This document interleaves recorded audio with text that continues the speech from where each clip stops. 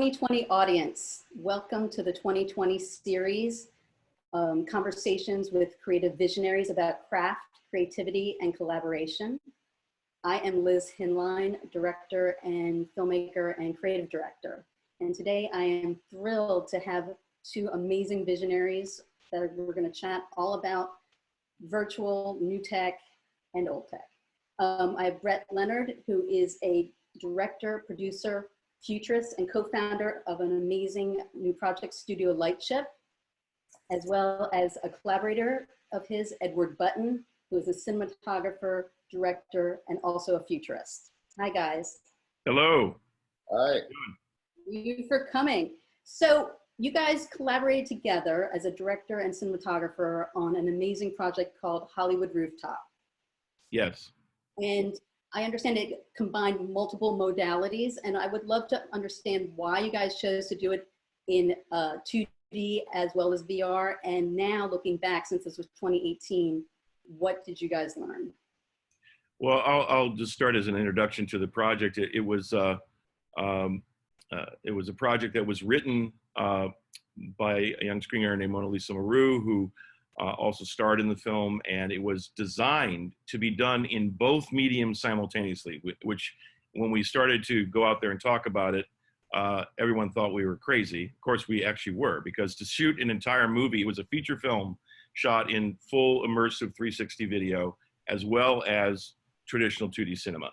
And the idea was that we were going to be combining those mediums in the post-production process. So the reason for this for me is that I didn't want to throw the baby out with the bathwater. I didn't want to take all of what I've learned about cinematic language and my love of cinema and not apply that in certain ways to an immersive experience. So it was it was an experiment of doing that. And the first part of the experiment was actually figuring out how to shoot the damn thing within the context of both mediums simultaneously.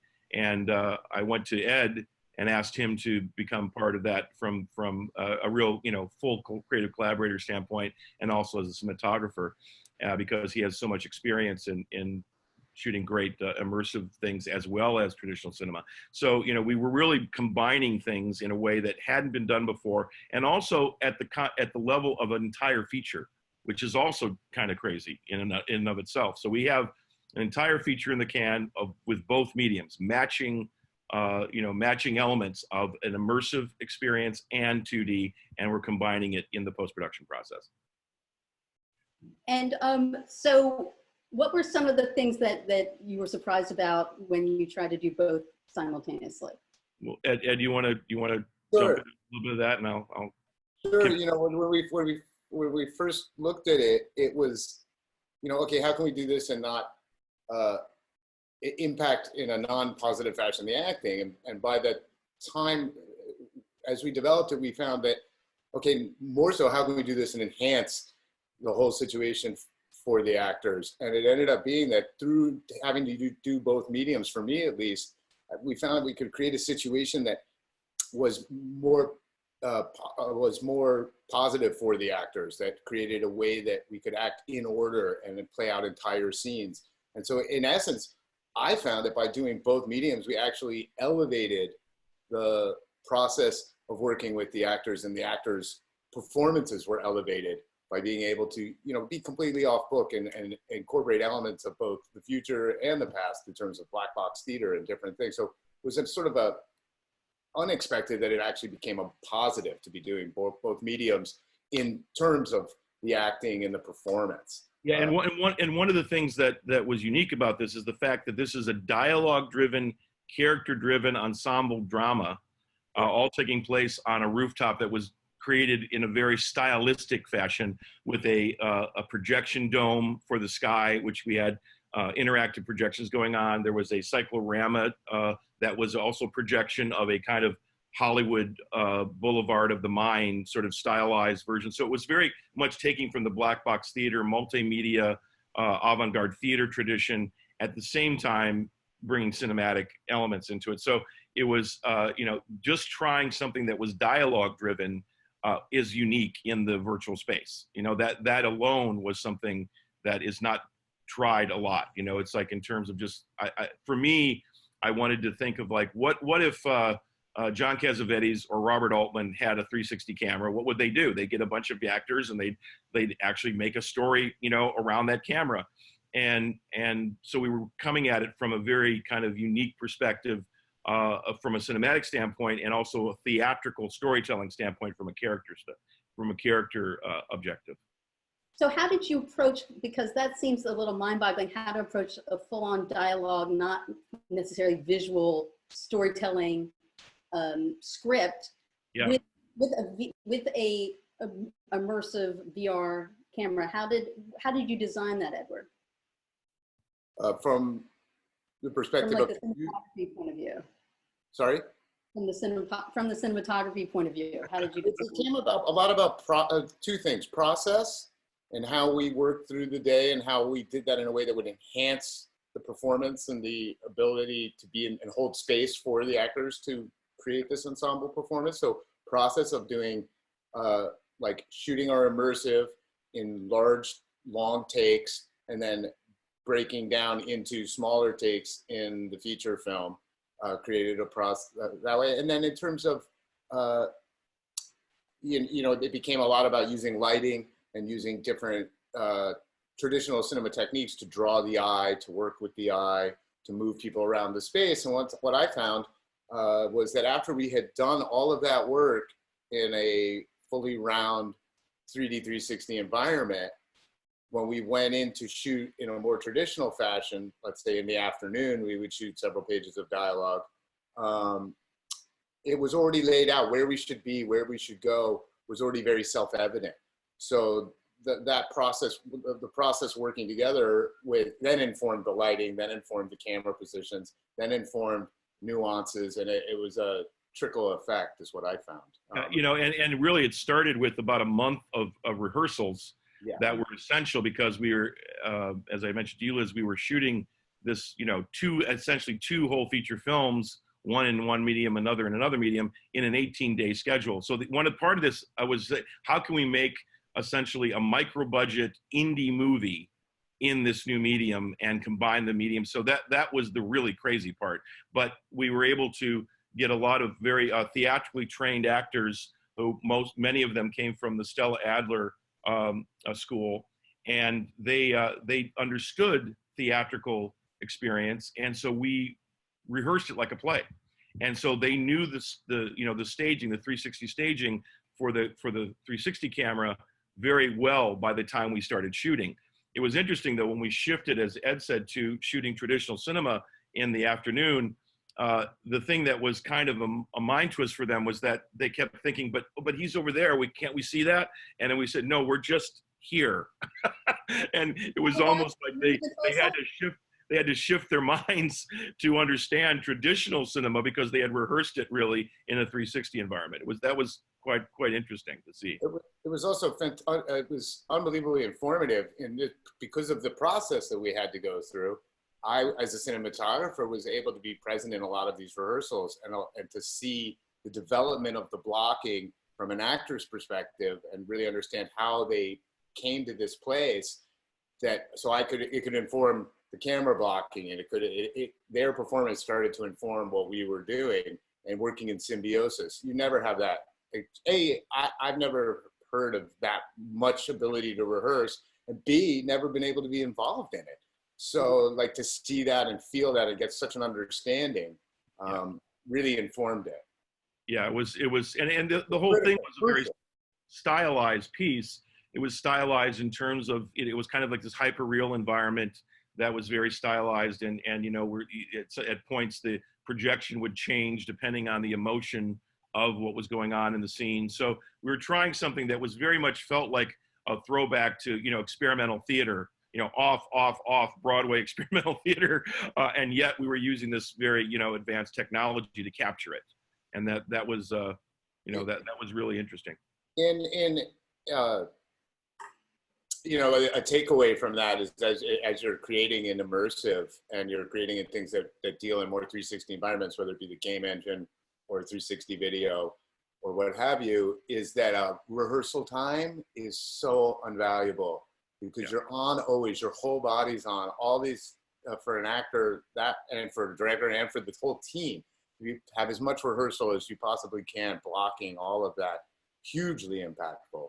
Yeah, we always budget that in. Yeah, I mean, it used to be that people would rehearse for feature films, and that's kind of gone by the wayside because of the contraction of budgets and schedules. I mean, the idea that you would spend time, the kind of time that we used to be taking to shoot a feature film just doesn't even exist anymore. Even large films are in contracted schedules, and we've lost something in the process that I think is very important. And if you look at some of the great classic films and the films that have pushed boundaries, there's always been a unique process that happened, as opposed to putting it into this cookie cutter process that, there's a saying on some indie films like, yeah, we're not shooting a film, we're shooting a schedule. As soon as you're shooting a schedule, you're in a bad situation. As soon as you need to let that process. And because we were using new technology on Hollywood Rooftop, there was an automatic sort of aspect of it being experimental and playing with it, that even though it was in a very contracted time schedule and very limited budget, it allowed us to have that freedom of play. And that to me was, that's what I live for with the project. So when you look at I'm just curious, when you look at the two things, the output from that, the VR and the 2D, is there a different sensibility that you feel when you watch them as a viewer? Well, that's an interesting question. I mean, one of the things we're doing is we've started to combine the two things. We had to create an entirely new post-production process to bring, at some points we have 24 layers of 2D going on in a matrixed fashion within the immersive environment. So you're watching and experiencing the story in the immersive environment, and then suddenly screens will come up and give you the close-ups, give you it almost is a throwback to some of the kind of things that Brian De Palma was doing in the 70s, split screen and matrix screens. And it is a very different sensibility. As a matter of fact, I'm going to cut a totally traditional version of the film in just 2D, and then also have the one that combines the two elements, and they're going to be radically different experiences, but with the same material. And that to me is really the kind of experimentation we need to do in this medium, to figure out what is it about cinema that translates, what doesn't. These are the things that it makes this kind of project really important, I think, at this time, because so many people assume things like, you can't use traditional cinematic expression in an immersive environment. Well, no, you can. It just, you have to think outside the box to do that. And when we've shown people that we've completed a 12-minute piece, I call them frags, because the whole film will be in fragments instead of a one hour and a half experience, because you can't stay in a virtual reality headset for that long. When we've shown people, they've actually said they're following the emotion, they're following the characters, they're following the story in a much deeper way than they have with just going, okay, you're in a 360 immersive environment, look around and figure it out. We're helping them figure it out with cinematic language. And that cinematic language really does work to hold on to some of it and work with some of it, because we know it, we understand it. As viewers, we know, like, if we darken a part of the frame, your eye, to look over here instead of over there. So all of your tools you need to use, your entire toolbox works. You just have to think about it 5 times heavier. Right. Like, you have to be really extremely specific, but you definitely don't, all those tools are important. Brett, throwing the baby out with the bathwater, you don't want to do that. You want to use all of your experiences here. So as we were talking about, there seems to be still two camps between immersive and traditional filmmaking. And what do you think is going on with that? What can the languaging start happening between the two groups, and what can Hollywood learn from all this? Well, look, it is the beginning of immersive, even though it's been around for a very long time on some levels, it's still just the beginning of figuring out the lexicon, the language of this thing. And so right now, I believe we need to embrace what I'm calling an immersive new wave, which is just, the cameras have gotten to the point where you're able to utilize them in a kind of automated fashion. There are ways, just like what happened with the French New Wave when, cameras became handheld and Jean-Luc Godard went out in the streets of Paris and shot Breathless. I mean, this is the kind of experimentation we need right now without any assumptions. There's so many assumptions that come from the technical side of VR and like trying to make the image and the stitching perfect and all of these aspects. That to me is not what an audience is going to care about. An audience is going to care about what is the emotional engagement, what's the story, what's the character. And that aspect of it needs to be experimented with more. That's why we're doing this experiment with Hollywood Rooftop and other projects, these hybrid projects that kind of force together the two different language systems and see where they work and where they don't. Without trying, we don't know anything. And there's been this kind of Chinese wall between immersive experience and cinematic experience. And I think that that is an artificial wall. I think that we need to embrace it all. And so those of us that came up as cinematicians, like Ed and myself initially, but have always been very enamored with the idea of creating virtual experience and immersive, an immersive experience for audiences. This is a moment to bring all of that to bear, and as Ed will say, one of the things that people that are getting into this from the traditional side need to understand is the game engine. They need to understand what that means, how real-time process works, how you can create things in an interactive form. These are the aspects of the new tools that need to be embraced. But there's a cultural divide in this. There's the gamers on one side, the linear storytellers on another, and I facetiously call it bringing unholy alliances together in order to create something that's new and unique and experimental. And that's the moment we're in. So I think it's time to kind of throw out the rules of both things and let's experiment enough to see what actually does work. Yeah, we have to bring that together to create a common language so that we can all get into concentrating on how do we preserve and how do we work with suspension of disbelief in this new model, in this new format. Exactly. I mean, we're at the moment, like just, when montage was being, created and worked at, we're at that same moment of like, wow, it actually works to cut from here to there and people don't freak out. I mean, we're literally in that moment of what works in those basic foundational areas within the context of immersive storytelling and what doesn't. And then how can you utilize what we've learned about cinematic language? And as Ed was saying, we're all conditioned to cinematic language in life now. So we need to not, to throw that out and not bring that in to immersive because of, the idea that, well, the technology is different. This is really its own pure, unique thing. That's very, very, I think, short-sighted. And I have just a sort of along that question that I would love you guys to describe your definition of futurist. Oh, no. Well, for me, I never called myself a futurist. Other people started calling me a futurist because I made movies that happened to be a little prescient. I think you don't jump into anything as a futurist. I mean, it just becomes something that happens. I made Lawnmower Man, and it introduced the term and concept of virtual reality to many, many people in the popular culture. Was a very small, sort of cadre of people that knew what that was at the time that film came out, and then it became more popular. And so, because some things have happened, and you look at that movie now, and there's still themes that are relevant to this day, then they start calling you futurist. So I don't know. It's like, I guess in my head, I live a little more in the future than some people. Not necessarily a good thing.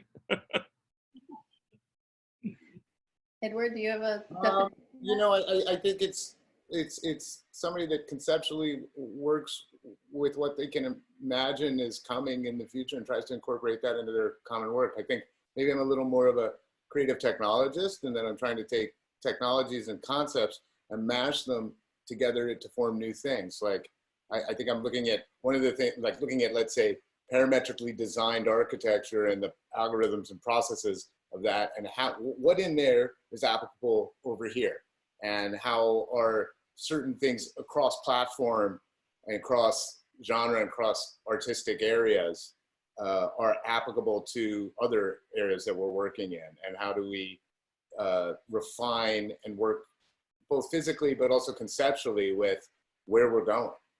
It brings up a whole issue that there's so many tradition and custom bound aspects to media production, to Hollywood film production, that actually don't make a lot of sense. And especially if you look at the new tool set, that exists. So one of the things that we're working on at my company, Studio Lightship, is this idea of a new world building process, which is you build world elements that will service both traditional media forms and the new immersive media forms, and to utilize things like real-time processes with game engines, procedural generation, AI generation of certain things, and then allow those things to actually, expand the creative horizon of the artists that are working within it, as opposed to, oh, you got to learn this new tool and then that limits you to a certain thing. I think that we need to look at it from the standpoint of expansion as opposed to contraction. And a lot of times in our business, there's a lot of contraction around certain ways things are done, and I think that one of the reasons, I've started becoming a futurist is because I just would say, no, let's do this other thing. And I did some, big IMAX 3D projects, one of which was very successful, called T-Rex. And in that, literally the IMAX Corporation was saying, you can't do close-ups in IMAX 3D. Now, I had this emotional story with this young girl character that goes back in time and experiences dinosaurs. I'm like, no, I'm going to do the close-ups. I'm going to find a way to do that. And then when that film became one of the biggest 3D hit they ever had, and was for 10 years, suddenly that became part of the lexicon as opposed to something you can't do. So I'm always pushing against the rules, and that ultimately comes down to necessity. I mean, if you want to tell a story, if you want to get emotional engagement, for me, I hadn't done a 360 VR project, even though I was the VR guy from Lawnmower Man, because I was terrified of doing something in 360 and having it be boring. It's like, I see so many things that are done that are really amazing pieces of technical work, but ultimately from a human engagement standpoint, weren't that compelling. And so I wanted to hold on to my understanding of cinematic language and bring that into it. So it all comes down to necessity, really. That's what being a futurist is. Necessity and being a rebel. Exactly. Yeah. So audience, we are now going to go to some questions and throw in your questions and see what we can get from these geniuses here. We have one from Kaylin. How can a new director who's studying Now Prepare learn to think in a way that accommodates 3D storytelling in a cinematic setting? Well, Ed, you have a statement about that we talked about the other day. Get into the game engine, look at game engine, look at gaming. I think one of the things you can do, because it will take a little while, is definitely to start learning one of the game engines. Yeah. And you start to be able to think in a 3D space. And then I think it's think about everything. If you were to be shooting a short film and you think about what's in front of the camera, now you have to think about everything that's around you. It's like, start to think in terms of live immersive, live theater. Everything in black box, it's 360 in the round.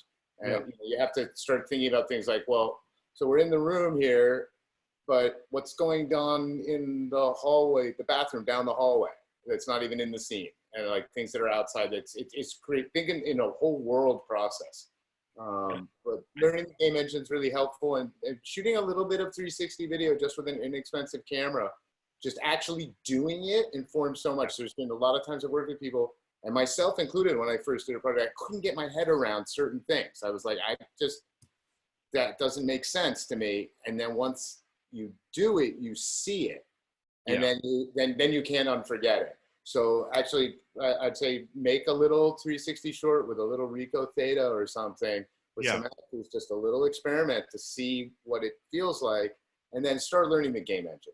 Definitely. Yeah, there's no excuse to not just go out there and try. And the great thing for a new generation of filmmakers that are coming up with these new emerging mediums is you have the chance to form some of the new lexicon. You have a chance that only comes around once every 100 years or so, which is to create the new rules for a new medium. I mean, this is an amazingly exciting time because it's emerging. And so if I was a young filmmaker now, it's just starting, I would just grab a hold of all these new tools as cost effectively as I could and start playing with it and make a lot of mistakes, because the only way you find out what works is to make mistakes. You got to fail fast, especially in this kind of new medium.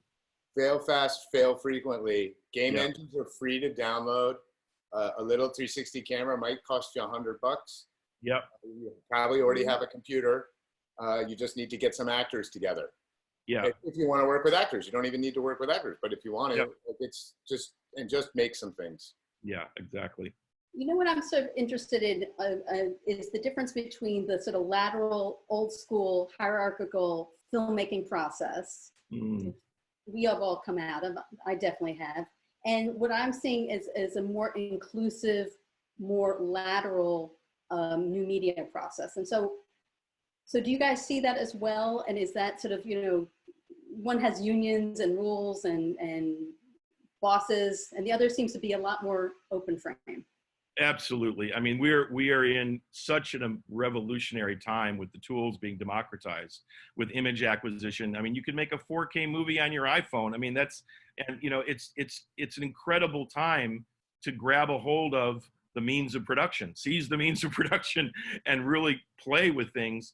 And you know, it's funny. It goes back to way long time ago when I was first starting out as a filmmaker. There was a book when I was a teenager I read called The Total Filmmaker by Jerry Lewis, of all people, who was an amazing, incredibly innovative filmmaker in his own right. The French feel that anyway. Sometimes Americans don't, but I agree with the French. And he talked about, you know, you have to embrace all aspects of filmmaking to be a quote unquote director. And that really set a tone for me. I never came at it from one angle. And one of the things with this, I also had a lot of background in theater, both as an actor and then as a person that worked in theater in general, as my first training. That training has come in incredibly handy in the virtual, you know, immersive area, because it really is thinking in three-dimensional space and theater. So going back to the sort of ancient tenets of theater with the modern tools, that's one of the things you could, you know, sort of play with. That's cool. Edward, from Rebecca, we have, from a lighting perspective, how does 360 shooting impact how you design your lighting plan? I'm laughing because Ed knows. Do we have a breakout room for that one? It absolutely affects it, all right? You don't want to see your lighting. But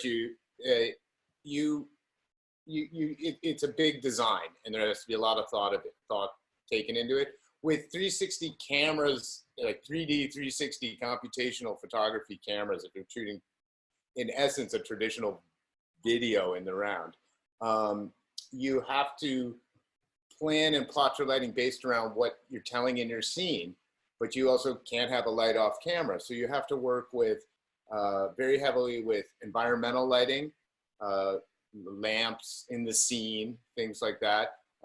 You have to work with lighting offset, and you have to get extremely creative with where you're placing that lighting and how you're using how you're implementing that lighting, while also implementing it in service of the story, the beam of like why the light is there. If you break down why you're putting your light there and where it's coming from and what it's supposed to do in the story, then you start to be able to see how you're going to plan it. And then there's just the technical aspect of having a great gaffer that's great at hiding lights and can get you the light where you need it while having that unit offset or hidden somewhere in the set. Working also with production design in terms of like, you could put a table here, you could put a light behind it. So also being much more collaborative and much more involved with the other departments. Yeah. This is where you get into understanding and having crossover. Like, you want your gaffer scripts and everybody to really understand the story and where the people are going and why they're doing that and how they're doing that. So we all have to understand each other's roles and what we're doing much more so. Like, I would want my gaffer actually to know more about the script than normal. Yeah, and you know, on Hollywood Rooftop, Ed had a very unique challenge in that we were balancing being able to have an exposure for the projection that was going on in the dome and on the projection wall, and also for the set. And it was a very, very challenging and difficult thing, which he met with great aplomb. But it was definitely one of the things that you have to really think about beforehand, because it's not like you just come to the set and like figure it out there. It's not that kind of run. It's not run and gun that way, you know. Well, on top of it, we've also all gotten used to ASA 1600 cameras at a 2.8 that see into the dark way beyond that. Like, the darks are somewhere around a 6400 for some of these cameras. Yeah. So you now have to shoot a 3D image that's computationally put together at 60 frames a second with an effective ASA of 320, if not 160, by the time you do that. And you have to hide the lights. You can't just put a 10K right off camera and blast them. Right. So it takes a lot of thought, a lot of specificity, and a lot of planning, and a lot of collaboration. But by doing all that work, you actually come to a nice ending. I mean, some of the nicest things I've lit and the most interesting things I've lit have been in these situations, actually. Limitation is the mother of invention, basically. And how did you guys design the blocking? Was the camera moving, or how did, especially you were in one idea, was the choreography of the talent, and how did you make that dynamic? Well, the rehearsal was critical, and it was in this fully round set that had a cap on it. So we actually, I was in this round dome set that it had no air in it, basically, for like over 12 hours a day, every day of the shoot. And it was by rehearsing the blocking and making it dynamic for the scene, utilizing all aspects of the 360 environment. Although really, even more so the 240 or 260 environment, there's sometimes when certain scenes didn't require you having to have people, gallop around the whole set. So you don't have to force that into your blocking. But it was, that rehearsal time was essential, absolutely essential. And for it to come organically again out of the performances and out of what the character motivations were. What did you find looked most exciting? For lighting also, it affected lighting. Being able to see that the lighting plan and the lighting process developed and enhanced and enhanced and enhanced. So by the time we got to set, we really felt we knew what we were doing, whether we did or not. Yeah.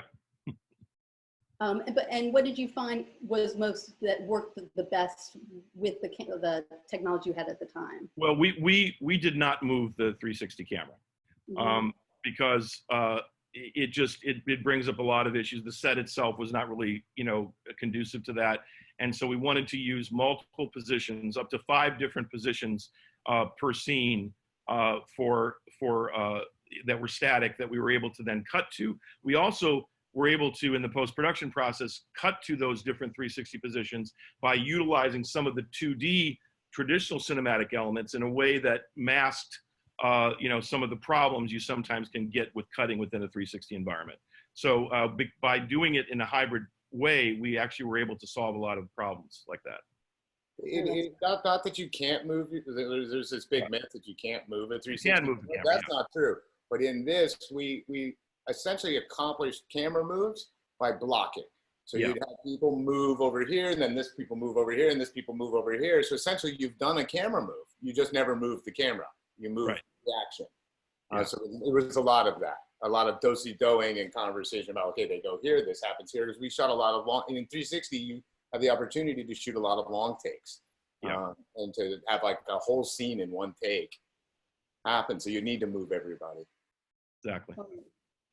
This is from Luca. What do you think are the benefits of an audience experiencing 3D storytelling, I guess, immersive storytelling, as opposed to stabilized 2D storytelling? Well, I mean, it's an actually much more intimate experience. I mean, you feel like, it's taking the idea of mise en scène and you're putting yourself into the mise en scène of a story, and you feel like you're part of it. You feel like essentially you are a passive, part of the environment. You can actually be interactive. We can actually bring these elements into a game engine and create interactivity as well. But and that's a whole other, show to talk about that. But even in the passive, lean back experience, you are in this more intimate experience with the performers. And so you get a more visceral feeling of what is going on with them as humans. It also affects, how the actors act, because it's literally like an audience is standing right there next to you watching you. And so that gives you a very unique opportunity as a performer to do things at that scale, And look, I love cinematic storytelling. I'm never going to say anything that's negative about cinematic storytelling, but I think that there's something that immersive brings that's a very new level of human empathy and human connection. Ron Veer asks, as pioneers in the space of filmmaking, do you think this is the way forward for the industry as a whole? I mean, that's a tough I think there's going to be a lot of shakeout in what works and what doesn't. You know, it's what will actually become the sort of codified forms of the new immersive era. That is still to be determined. And I don't think anyone that tries to answer that directly is kind of is pulling your leg. Is lying. You know, I don't think there's a way to know for sure. I think that is absolutely, media experience is going to become more and more immersive. There's a generation that will demand immersive experience and agency within their entertainment experiences. So that is going to happen. It's, you know, that's a tsunami that's coming, and it's already started to hit. But exactly what becomes the most successful versions of that, that's what the journey will be about. Yeah, and a little bit, Brett, you're absolutely right on with this. You know, in traditional films, we have empathy. In games, we have agency. In interactive experiences, we have, so it's somewhere in between these things. So there's a new way forward where you've got more like empathy, agency, but above all, ego, and that you do exist within it. You are there. So the way forward, I think, is not just having any one being either the prisoner or the ghost, or having empathy or having agency or having ego. It's sort of a combination of all. You're simultaneously part of it, and then you have a choice, or we have, you know, depending on the experience that you're in, how much you are a fly on the wall versus an active character. But having an element of agency within all of your media, it feels definitely like it's what's coming. And it's generational. It's just literally going to be a generation that's going. I mean, they're going to go, why wouldn't it be? You know, it's the idea of not having that will be almost more weird than having it. And I think that that's a generation that's never had a smartphone is Yeah. not going to exist anymore. The smartphone getting in everybody's hands, what led to adoption of VR 30 years after it started.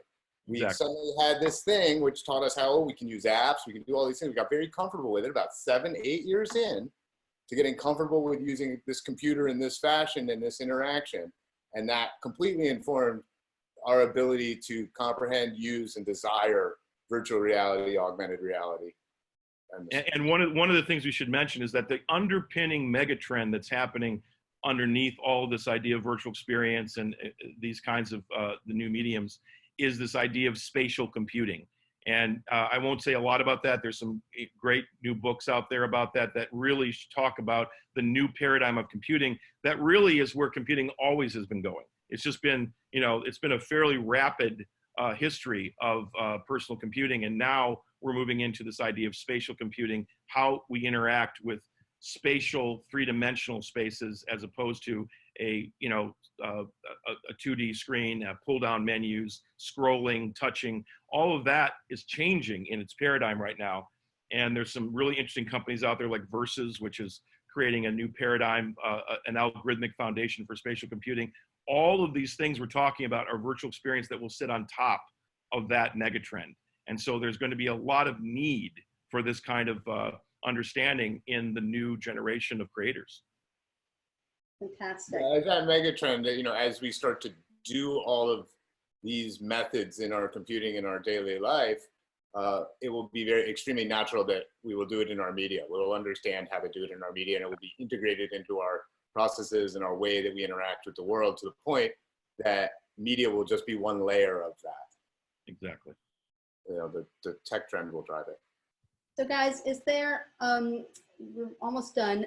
What, are there any projects that you're working on currently that you're excited to talk about a little bit? And how can people find you? Maybe you're on your IG or, you know. I'm easy to find on LinkedIn, Facebook, Twitter, Director Leonard, at Director Leonard on Twitter, but, you know, LinkedIn and Facebook are good ways to reach out. There's a number of projects I'm working on, a lot of things around this idea of virtual remote experience. Because of the inflection point of the COVID pandemic, we're now bringing virtual experience into all verticals of our lives. This show is an example of that.